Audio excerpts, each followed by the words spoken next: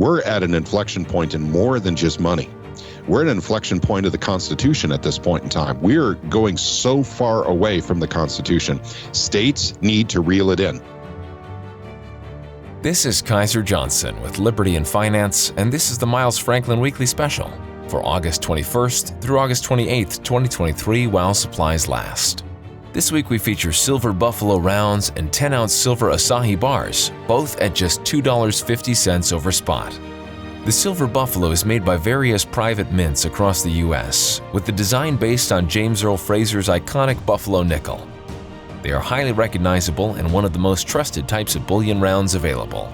These 3/9 fine rounds come 20 to a tube and 500 to a box. And at just $2.50 over spot, they offer unparalleled liquidity at a price lower than many high-volume bars. Next, the Asahi Refinery continues the legacy of famed private mint Johnson Matthey, which they purchased in 2015, and refined with the same attention to detail, cementing their status as an LBMA-certified supplier. Their 10-ounce bars are 3/9 fine and on sale for just $2.50 over spot per ounce. They are also IRA eligible. If you'd like to learn more about a precious metals IRA, call us, and we'll be happy to help you in that process. To order our specials or any of the many other options we have available, call us at 1-888-81-LIBERTY. That's 1-888-815-4237. We're available after hours and on weekends, and we look forward to speaking with you. Welcome back to Liberty and Finance. We have a first-time guest today. We have been watching with great enthusiasm a movement across the country. There's 14 states in particular, but some leading more than others of the charge towards sound money, constitutional money, as well as standing up for the Second Amendment. We have today with us for the first time Patrick Holland of the Missouri Freedom Initiative. He joins us this Friday, August 25th, 2023. Patrick, thanks for coming this first time on Liberty and Finance. Dunnigan, it's an honor. Thank you for having me. I appreciate it. When we were discussing the initiatives that the Missouri Freedom Initiative has undertaken over the past several years, I think of the title of our channel, Liberty and Finance, is exactly kind of at the heart of why our subscribers are here. They are deeply concerned about the both historical and current trends of loss of constitutional rights and self-sovereignty, the sovereignty of states, sound money, everything that was guaranteed by the Constitution and the Bill of Rights and the Coinage Act of 1792 seem to be going out the window recently. But there are people like yourself and the Missouri Freedom Initiative and the legislators with whom you work, not only in Missouri, but in other states, I understand, who are doing something about it. Not just wringing your hands, but actually standing up and taking meaningful action. One of the things you said you have already gotten accomplished in Missouri is the Second Amendment Preservation Act. Can you first hit us up with what the content and the import of that is, and why people should pay attention to it, and perhaps how they can encourage their legislators in their own states to do something similar? Sure, absolutely. Okay, first of all, the fundamental basis, the foundation, the concrete foundation of the Second Amendment Preservation Act is to recognize people's right to the Second Amendment, which is a natural right, and it's reflected in the Declaration of Independence, and it comes through on what we call the Second Amendment. And that is the people's right to bear firearms. Those rights are constantly being infringed upon or threatened by a whole host of legislation or executive orders, and in some cases regulation from the ATF from the federal side. What we do in our organization is we help people understand that their real power is in the state. It was never in the federal government. People who are spending a lot of time on federal issues regarding firearms are kind of barking up the wrong tree. Case in point, Missouri got the Second Amendment Preservation Act done. Our group was very much involved in that process. And what it actually means, without getting into all the mechanics, is that we no longer enforce federal firearms laws in the state of Missouri. You heard me right. We don't enforce them anymore. Police don't, sheriff don't, state police don't, courts don't, no one does. And the reason why is what's special about Missouri's Second Amendment Preservation Act. We have an enforcement mechanism of a $50,000 fine for anyone who enforces a federal law as far as firearms go, or uses a federal firearms charge code. So it's a $50,000 fine. It scares the crap out of, basically police department, sheriff's department, and the courts. They don't want that fine. So they technically do not enforce any more federal firearms laws. And our group was heavily involved in this process, along with others, but we were most definitely heavily involved. Now, there is one other state that has something similar to Missouri's, and that's Alaska. So Alaska can kind of claim some credit in that regard as well. But it's all about the Constitution. It's all about following the Constitution and knowing where your power is, which is in the state. Now, can you imagine, Dunnigan, if something like this were tried on the federal level? It just wouldn't go through. Never. So on the state level, we have the power to actually get it done. Our states are sovereign. Our states have constitutions, and those states really need to stand up to the federal government when it's infringing on people's rights. That's what's Missouri, what we're special, in Missouri for doing, and that's what our organization does. And then we'll get on to silver and gold in a second. Sure. We have frequently interviewed constitutional attorney Dr. Edwin Vieira about, and he's also an expert on the Second Amendment. He talks to us about what a huge misunderstanding and frankly a great loss it is for people to be misinformed or uninformed or just missing the point about what the Second Amendment actually stands for. We certainly heard in the Declaration of Independence about the right of the people to alter or abolish the government if it becomes destructive of the ends for which it is established, and that the power really stems from the people, we the people, and around that then the states, and finally at the very end of the chain, the federal government. And that's been completely inverted. The power chain is completely perverted at this point, and we have people living in fear of federally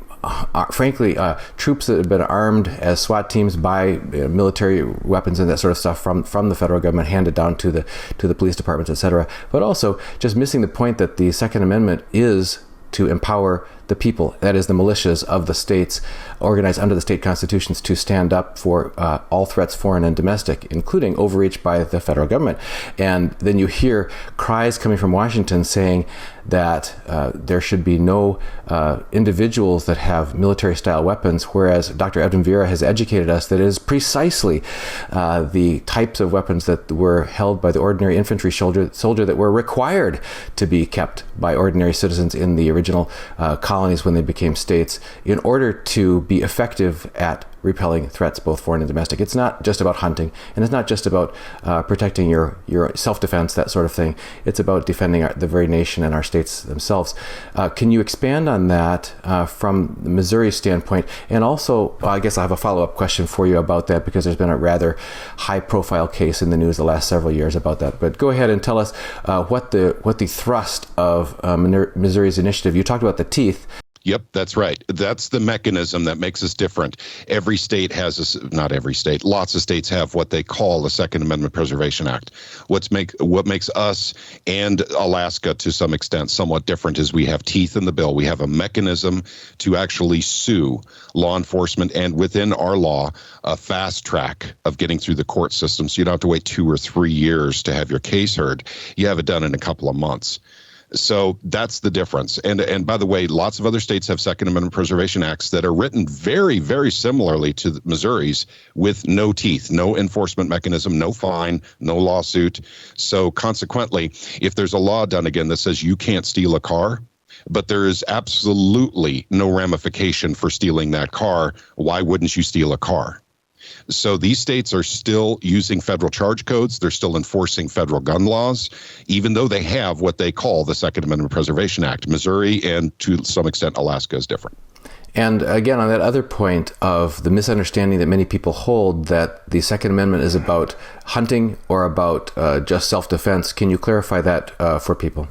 You bet. And it's not clarified in the Second Amendment specifically, other than it shall not be infringed. Now, so we'll start there. But Thomas Jefferson did write letters to private people. In fact, in this case, I'm thinking of one he wrote to a minister. The reason for the Second Amendment is if the government becomes too tyrannical, the federal government, then basically the people could overthrow the federal government. And with, of course, the weapons that they have a natural right to have, a natural right. We don't get our rights from the Constitution. We don't get our rights from the government. It's a natural right. And the Constitution, the Declaration of Independence, and the Bill of Rights, of course, reflect what we already knew from the Declaration of Independence, our natural rights. Among those, of course, are freedom.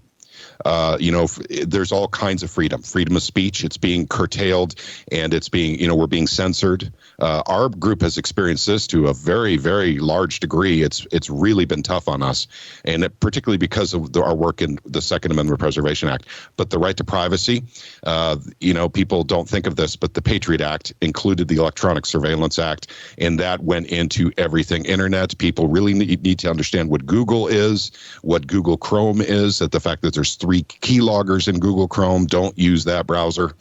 And we could go on and on about this, but the fundamental basics is your freedoms do not come from government.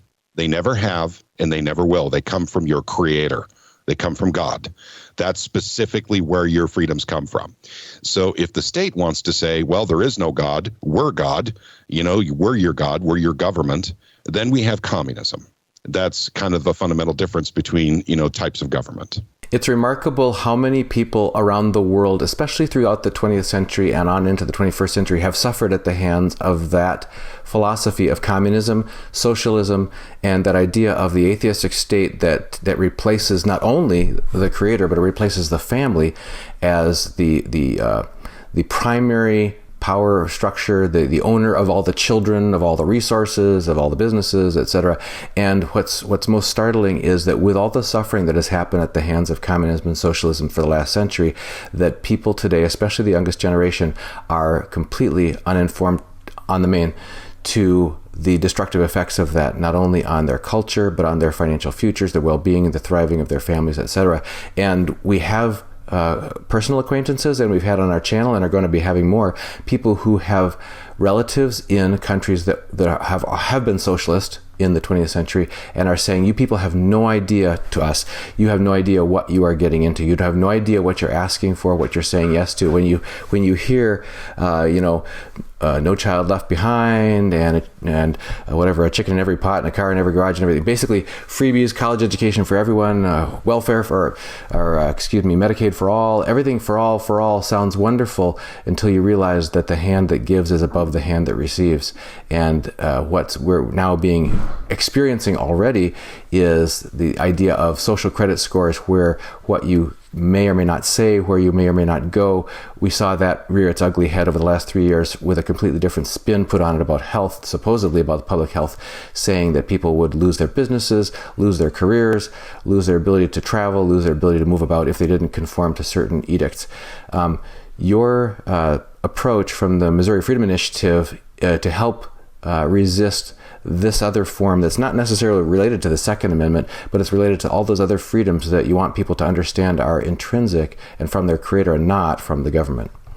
That's correct. And the framers of the Constitution were very intelligent, very smart people, and they put that in there because they knew if your rights came from, your creator, from God, that government couldn't come and take them away. Because they didn't give them to you in the first place. So that's the reason why the framers put that in there. We've seen, the tyranny that can develop. And by the way, the tyranny that our founding fathers were under was nothing compared to the tyranny we're under from our own government now. We should have stood up a long time ago. And the states have the right to do this. And by the way, I don't advocate for people picking up firearms and going after federal politicians. I don't advocate for that at all, ever, under any circumstances. The states need to reassert their sovereignty. And we as the United States are literally 50 separate little nations. And everyone needs to remember that. That's how the whole system was set up. And then somehow, and it's probably started with the the Spanish-American War, where these sovereignties from the states were being given up to the federal government. And I can tell you how they keep it. We saw this under SEPA. We could have a long conversation about SEPA because we were involved in that for 3 years. There's a lot of stories that go along with this, and what we learned was incredible. But the fact of the matter is, it's the money that's being collected from the states, given to the federal government through income tax, that comes back to the states, is exactly how the federal government controls the states. It's that simple. And we all need to recognize that. That is the Achilles heel of the state. This is why your state legislature needs groups like the Missouri Freedom Initiative, no matter what state you're in, the California Freedom Initiative, whatever, to literally fight this and to stop this insane process of letting your general assemblies and your governor be led around with a carrot because it's got dollars on it. We saw that rear its head even back in the Carter era when the federal speed limit was imposed, 55 miles per hour, and vehicles couldn't be manufactured with speedometers that went more than 85 miles per hour, and on and on and on. And there were the idea was you weren't going to get your highway funding if you didn't abide by. Then it's seatbelt laws, and it's one more thing, and we've seen that now played out actually to a nauseatingly larger extent on people's retirement accounts, their 401ks and that sort of thing being held by BlackRock, and then being told there's a number of just a very few, like 3 of these largest companies that are then telling and threatening both banks and corporations, you will get on board this bandwagon of woke ideology and so on, and we're going to transform the culture, or else you won't get your access to capital. But it's not their capital, it's the people's savings from their retirements. And this is the other thing you just mentioned. If the federal government gets to wield this hammer of saying we're going to deny your funding, the federal government doesn't create any wealth. The federal government is not the source of any of it's taken from the people first and then used to control us second. Any further comments on that before we turn to the topic of precious metals? One final thing. The Second Amendment Preservation Act, which we just talked about, there's only one state that has the Second Amendment Preservation Act that's being sued by the Department of Justice, and that's Missouri. That's because we have that enforcement mechanism that I spoke of. It's literally stopped all federal firearms enforcement in the state of Missouri. It's gone. I mean, it just doesn't exist. The ATF barely even operates in the state of Missouri anymore, and they only go after federal firearms licensees. That's it. They don't go after individuals because they don't have the intel to do it. Our law enforcement in Missouri can't work with the ATF anymore. That's actually part of the bill, or part of the law. So we're being sued by the Department of Justice. We've been to court 3 times already. I believe we have another federal appearance in court. I believe it will be this fall. And if that goes as planned, we're hoping to go to the Supreme Court next year, hopefully. We'll see if it makes it to the Supreme Court next year or the year after. But if we go to the Supreme Court, we're going to get attention. The other states are going to find out what Missouri did, how incredibly effective it is, and then we can start talking about other issues about what they want to call gun crime in the state of Missouri and what the etymology of it is and how it exists in the state of Missouri, because we have a serious problem in St. Louis. Thank goodness Kim Gardner has now been shoved out of office because she wasn't prosecuting gun crime. And I don't. It's YouTube, so I can't go further into details. I've already gotten strikes over this, but we can explain exactly on another platform. We can explain how that happened in St. Louis. But every time we do, we get censored.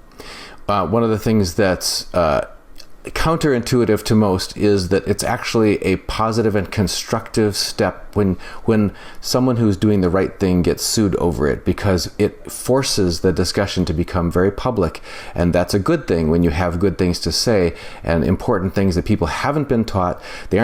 Students aren't being taught these things in civics class anymore. Young adults of the most recent generation have no idea about what the contents of the Bill of Rights is and the amendments and the Constitution itself and the Declaration of Independence.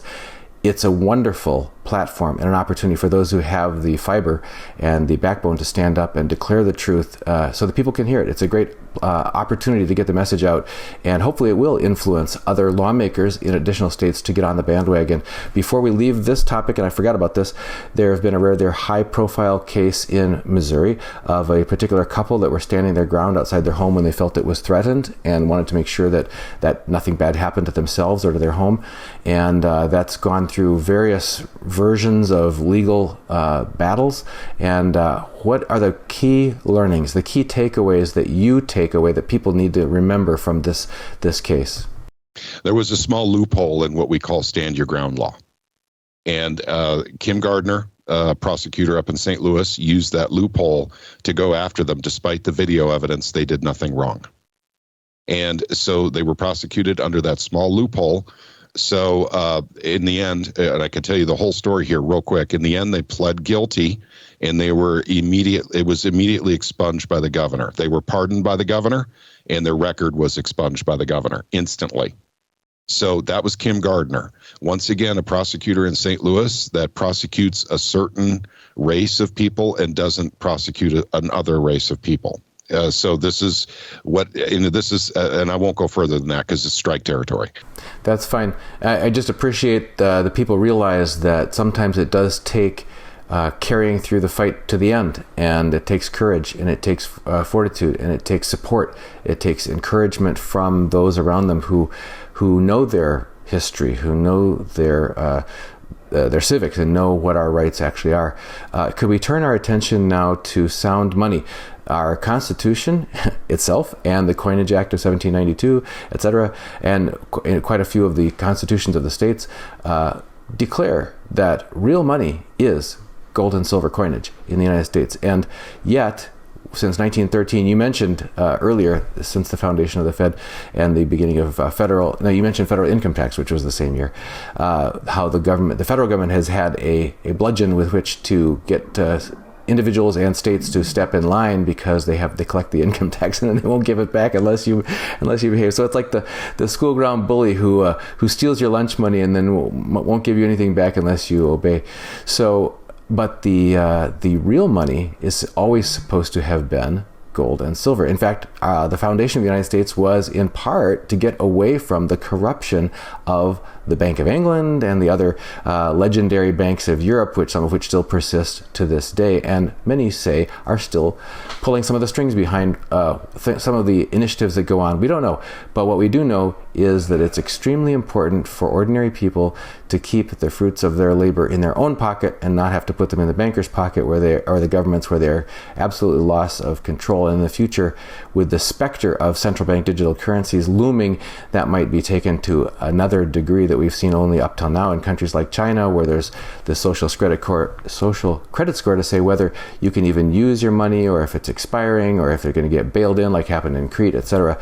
Can you talk to us about what the driving force was behind the Missouri Constitutional Money Act, what its goals are, and what you expect to what you're hoping to be the outcome as you bring it forward in the next legislative cycle?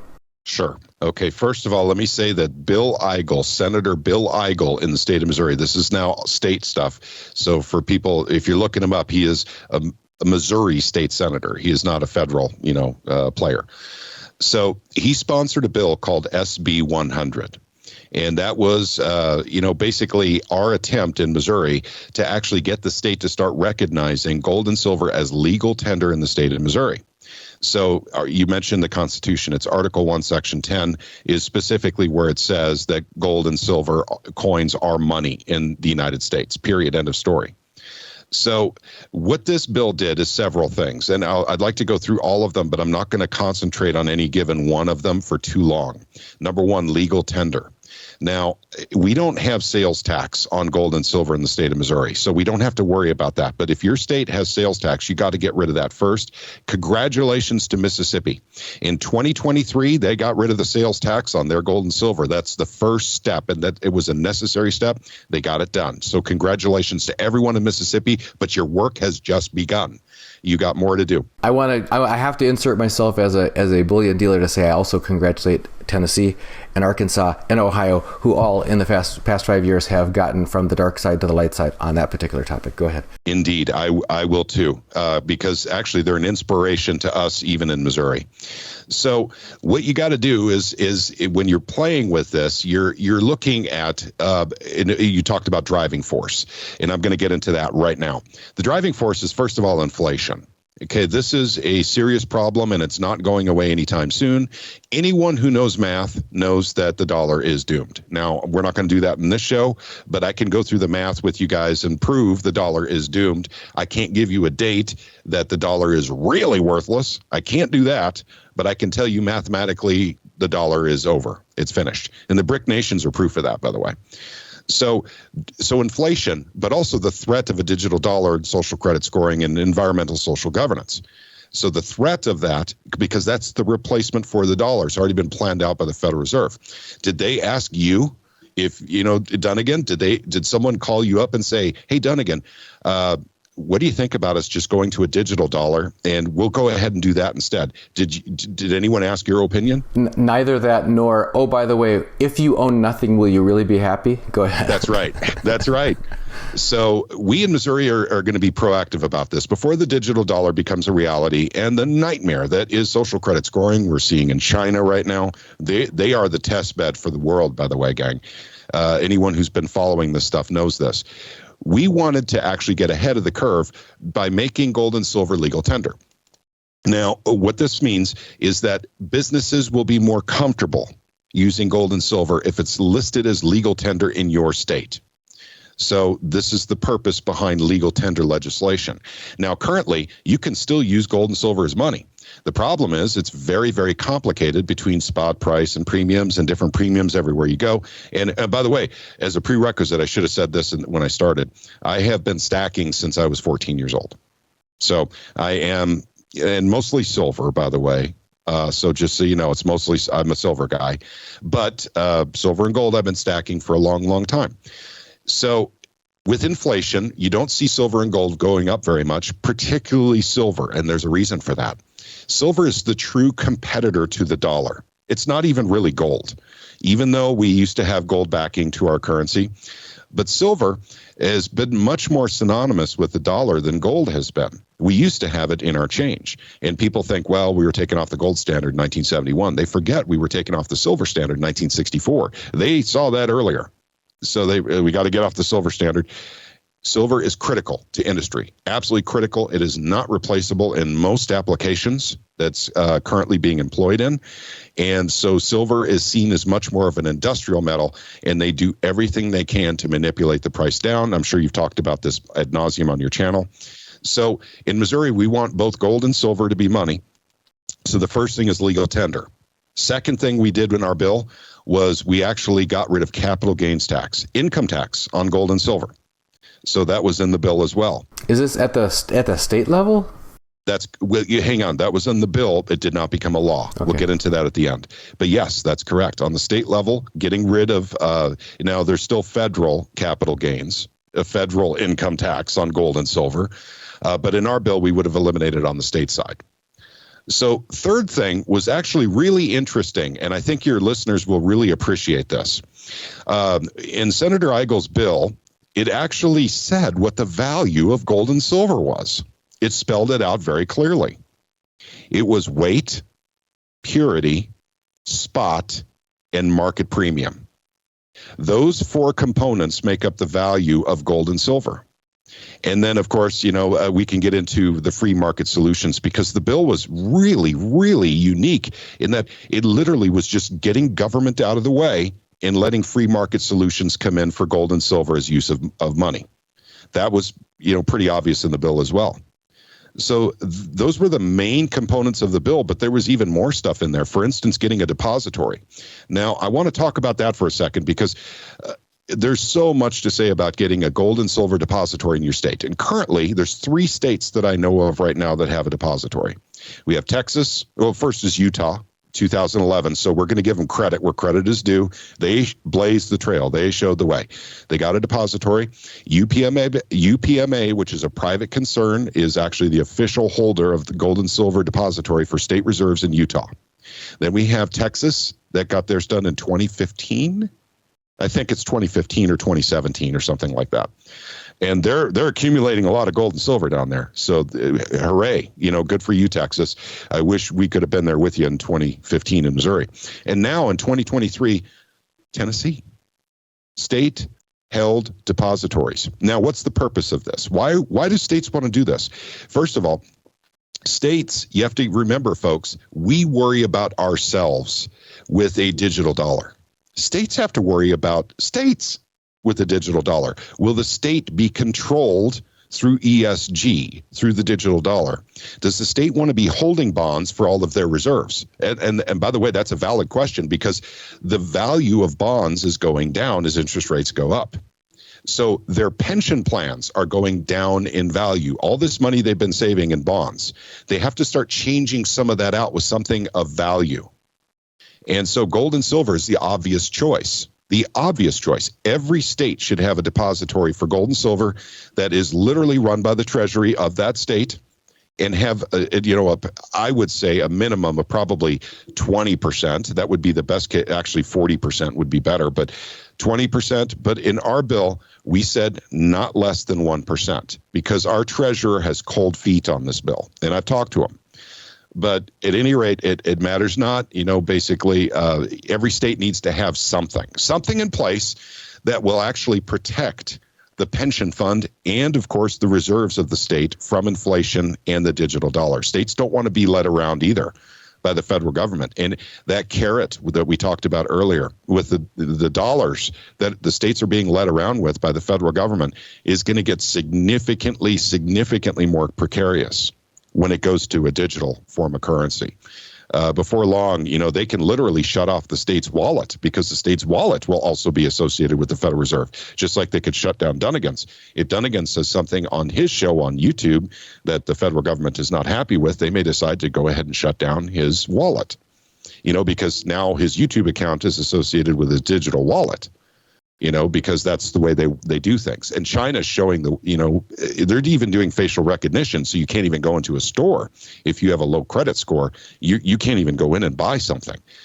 So the nightmares that are coming, the terrors that are coming can be mitigated by states literally embracing what the founding fathers gave us hundreds of years ago, which is making gold and silver coin. And by the way, free market solutions for electronic transactions of gold and silver have been around for a long time. So we can still work with that as well. We have gold backs. I'm sure you've seen the gold backs done again. We can use those instead of having cash in our wallets, Federal Reserve notes in our wallet. There are lots of private market solutions, for us to literally get involved in taking back our states from the control by the federal government in conjunction with and cahoots with the Federal Reserve. Let me interrupt just to ask a question that's sort of on the surface, and that is, why is it necessary for states to make legal tender laws regarding gold and silver when it's already in the U.S. Constitution?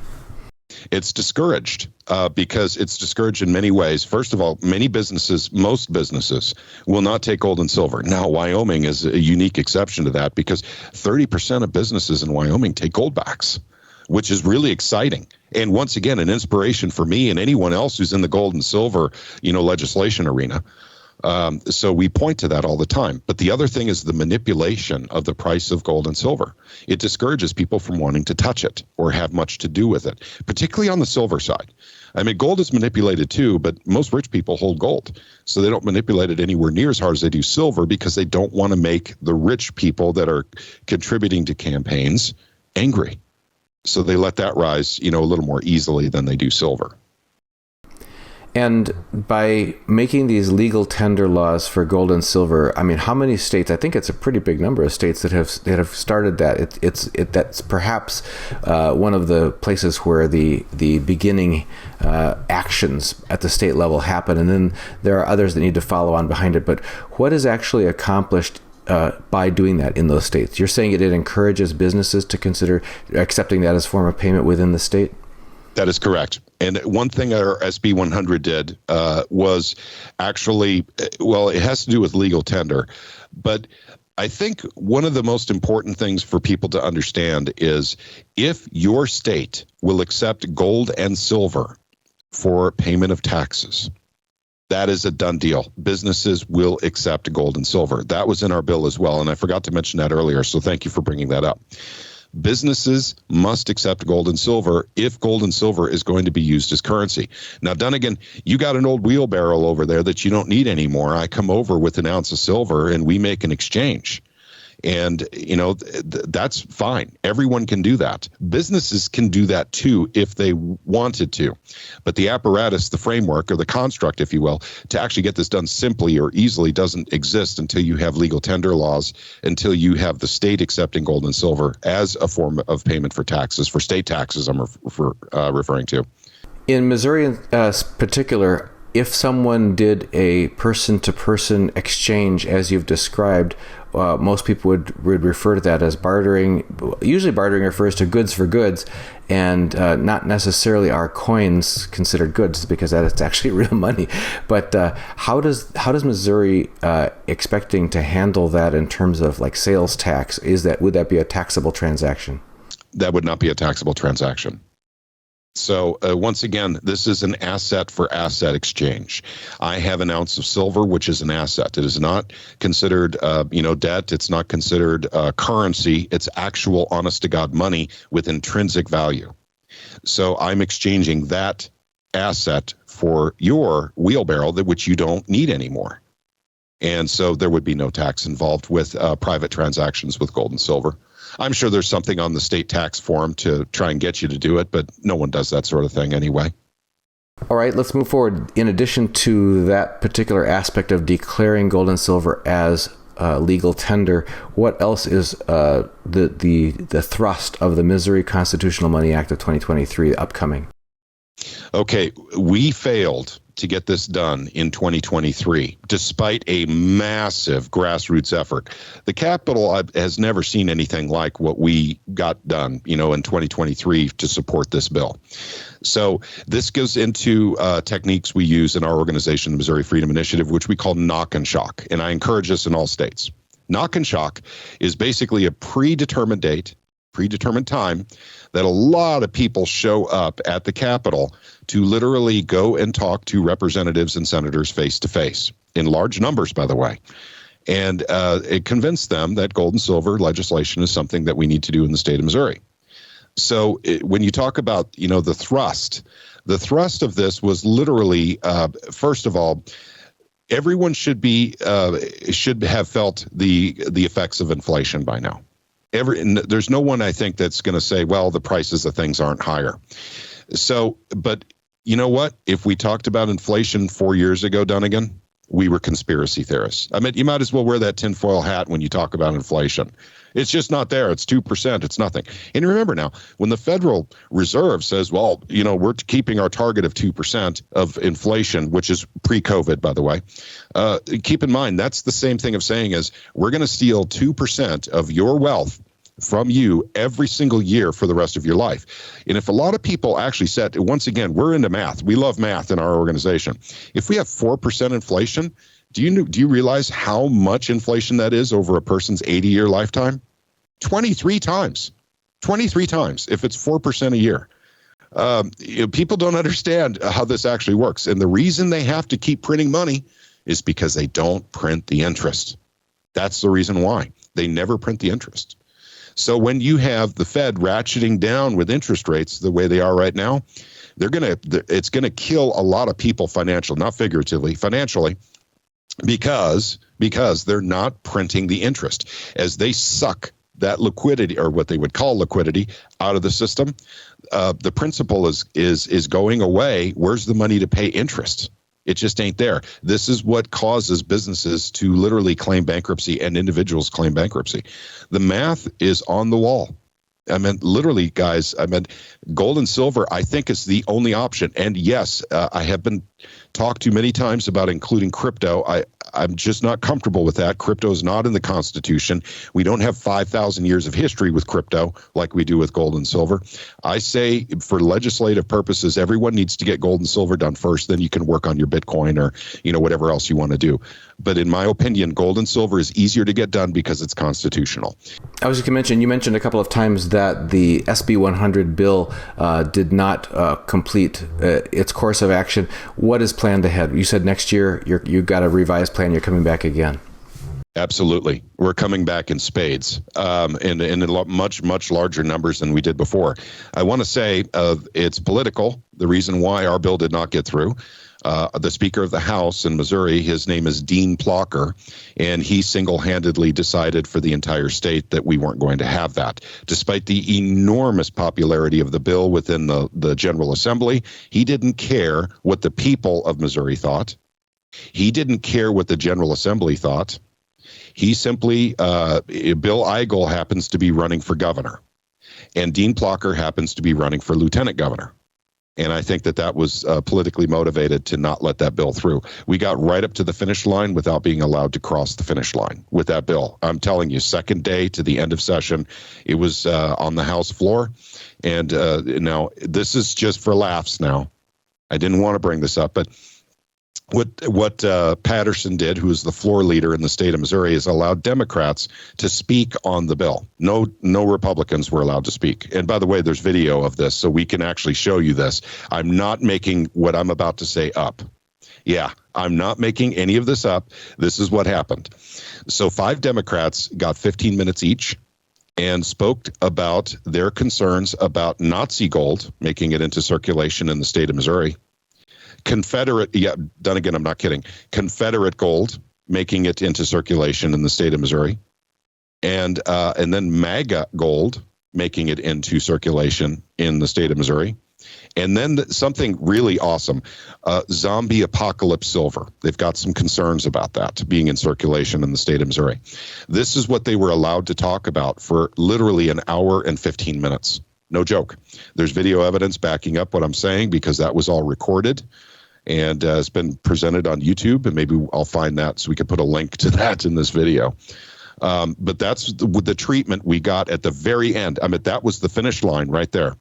And then what the camera didn't show, I was in the gallery. I was there. I mean, I've been to Jeff City, dozens of times, during 2023 pushing this bill.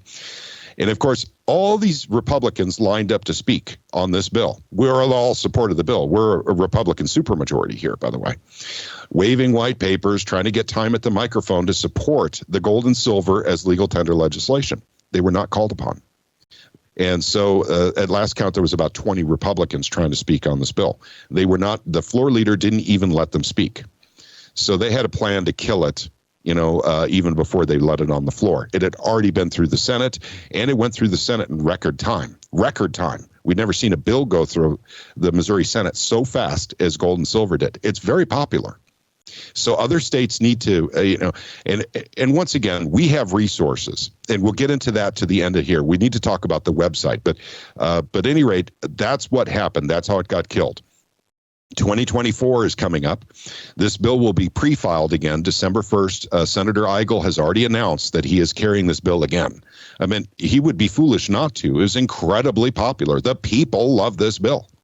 The legislature loves this bill. It's just Dean Plocker, who's the Speaker of the House, who doesn't like the bill. So a little expose on Dean probably will go a long way, especially since he's running for lieutenant governor. If he expects to get that position, if he's going to poo-poo gold and silver in the state of Missouri, he may be poo-pooing his career away as well. You never know. It's I guess it's shameful when you learn a little bit that we're not being told. The vast majority of people are not being told exactly as you framed it a few minutes ago, that a official policy of inflation by the Federal Reserve, whether it be 2%, 3%, 4%, pick a number, about which, by the way, they lie on the statistics, which are cookbooks, to try to make what everyone has experiences as much higher in price inflation seem like it's conforming close to that stated target. But if that stated target were described accurately as theft, we're going to steal your wages, we're going to steal your savings, and we're going to steal from your retirement, and there's nothing you can do about it. It would be very different from telling the truth about that. But then when the alternative is brought out, it says, oh, by the way, guys, the Constitution actually guarantees us sound money where they can't steal your earnings and your wages, and your savings and your retirement. And then when in debate, when someone is losing the debate because they can't debate on facts, there's often this ad hominem attack. So in the 20th and 21st centuries, the latest fad seems to be coming up with something that you can call racist and twist. This is a new one. I hadn't heard of sound money from the Constitution being declared racist, but that's rather remarkable because all those examples that you brought out seem to be playing from that same playbook, and it's shameful. So thank you very much for exposing that. And you said you had a website that people can go to find out more about what Missouri is doing, so that if they live in Missouri, they can support it directly. If they live in other states, they can tell their legislators, hey, get on board here. We need to do this for the good of the people. You bet. And that's our website is being completely redesigned and reconstructed from scratch right now as we speak.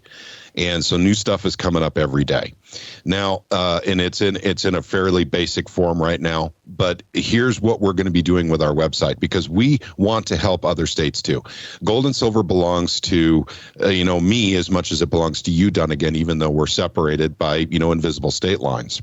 We want other states to get this legislation done as well. There's power in numbers, folks. It doesn't matter if you're in California, if you're in New Hampshire, if you're in Missouri, or if you're in Florida, you deserve gold and silver as legal tender in your state. So what we're doing is we're going to be putting together a forum on our website, which is mofree.org. Mo is in Missouri, mofree.org. We're going to put together a forum for people in other states to come together so they can start forming the basis of a grassroots movement in their state, a central point for people to get together. Plus, we'll have a ton of resources available to everyone.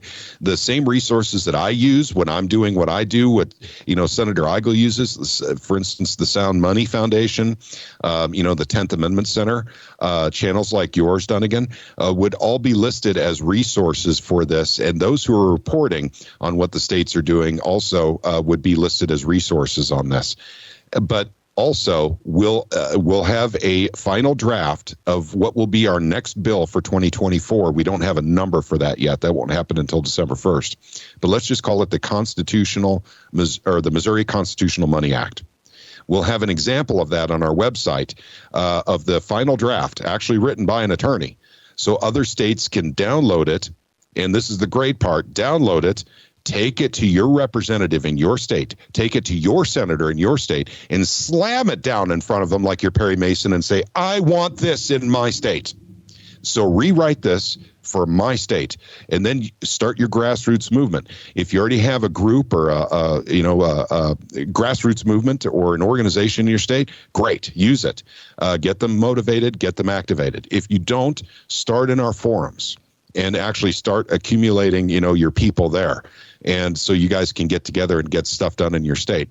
And this is incredibly important, folks, when you consider we're already going through inflation. We're all experiencing it. It's very painful for a lot of people. Trust me. I know people that are really hurting bad, and the Federal Reserve doesn't care. They say they're raising interest rates to help with the inflation. Believe me, guys, by this time next year, the printing presses will be wide open again. And once again, it's pure math. It's because they're sucking liquidity out of the system. They got to put new money into the system so people can make interest payments. It's really very simple, basic math. And unfortunately, we ain't seen nothing yet as far as the loss of purchasing power of the dollar. We really are on that inflection point of the hockey stick where it starts to go vertical. We saw a foretaste of that during the flash crash around the COVID era, where the national debt, the deficit, and the money supply leaped vertically.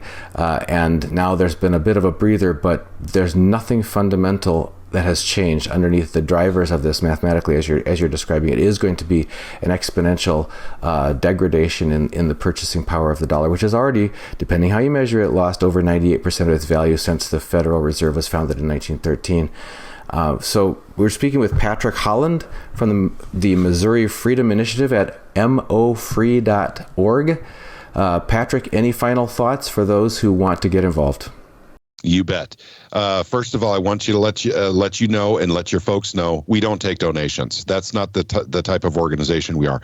We are a constitutional group of people who donate their time and their money into their efforts to actually get stuff done in the state of Missouri, basically to conform with the Constitution. And as you talked about an inflection point, we're at an inflection point in more than just money. We're at an inflection point of the Constitution at this point in time. We're going so far away from the Constitution. States need to reel it in. And I said at the beginning of this, and I'm going to say at the end of it, and this is not to offend anyone. Anyone who is spending time right now just paying attention to the federal government and what the federal government is doing, or paying, or staying in, echo chambers on social media on federal concerns, believe me, your time would be much better spent getting involved in state concerns, getting involved in your state legislature, because your state is where your power is. It always has been.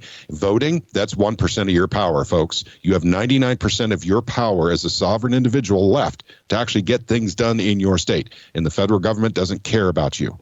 They literally don't care about you. So don't give them your energy. Don't give them your time. Get good things done in your state. That would be what the Missouri Freedom Initiative does. Just one more reminder to all of our viewers and those of you who are joining us for this first time that if you don't want to miss a single interview with any of our guests, including Patrick from the Missouri Freedom Initiative, go to our website, libertyandfinance.com, put in your name, your email address, click submit, and make sure you accept the confirming email. Once you confirm, you're in. You're in our free mailing list. You'll get one email in your inbox per day with our latest speaker, including representatives upholding the Second Amendment and natural rights, as Patrick is with the Missouri Freedom Initiative, and all of our other guests. That's at libertyandfinance.com. Patrick, thank you very much on behalf of all of our viewers here at Liberty and Finance for joining us this first time from the Missouri Freedom Initiative. Dunnigan, thank you so much for having me on and giving me a little bit of time. I really appreciate you. God bless you, and God bless all your work you're doing. I really appreciate you. Miles Franklin Precious Metals is one of America's oldest and most trusted bullion dealers. Miles Franklin is A+ rated and accredited by the Better Business Bureau, licensed and bonded, and has 0 complaints ever registered. Here at Liberty and Finance, we are licensed brokers with Miles Franklin. To order, simply call us, discuss your needs, and we can let you know our live inventory, prices, and availability, and lock in your order over the phone. Once your order is locked, the price is held for you regardless of market fluctuations, and the metals are reserved for you awaiting your settled payment.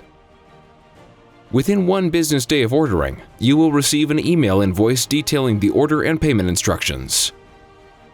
Miles Franklin accepts payments by bank wire, ACH or electronic check, money order, check mailed priority mail, and cryptocurrency. The fastest forms of payment are bank wire and cryptocurrency. Upon settled payment, metals will ship out within 3 to 5 business days. You will receive tracking information via email. Domestic shipping charges are $15 for any order under 500 ounces of silver or 10 ounces of gold. For orders larger than that, domestic shipping is free. The package will be boxed, fully insured, and labeled discreetly, with no indication of the contents inside. For your privacy, the name Miles Franklin will not even be on the package. To talk to myself, Kaiser, my brother Elijah, or my father Dunnigan, call 1-888-81-LIBERTY. That's 1-888-815-4237.